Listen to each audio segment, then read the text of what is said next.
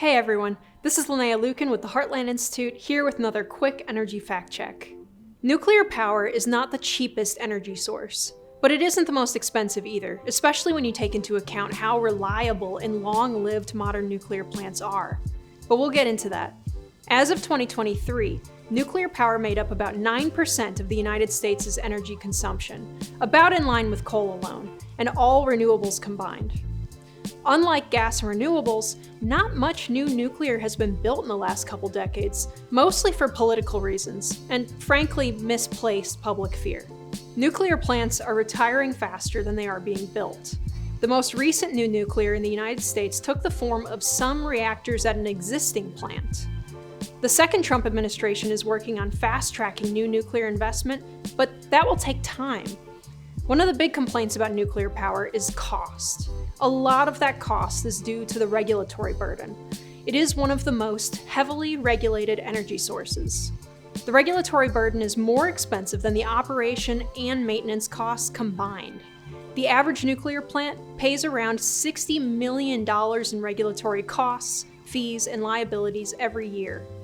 Some pay more in regulatory fees than they actually get in profit, meaning they are being slowly suffocated by government overburden.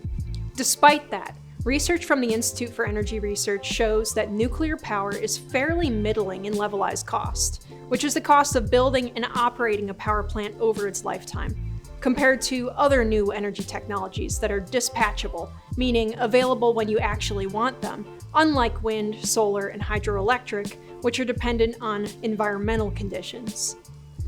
Among dispatchable sources, electricity from advanced, modern nuclear is one of the more expensive. Some of that depends on how those other sources are being used, whether it's an always-on baseload power plant or just backup. When you consider levelized full system costs of electricity, using wind and solar-friendly Texas as a baseline, the difference between nuclear and wind and solar are even more dramatic. But nuclear is definitely less expensive than offshore wind, solar photovoltaic, and solar thermal plants because the costs of non-dispatchable power are a lot heavier than most are willing to admit, in part because they require full backup power for when they aren't online.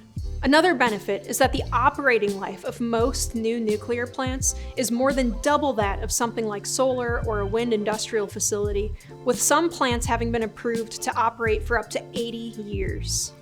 That's all I have for this video.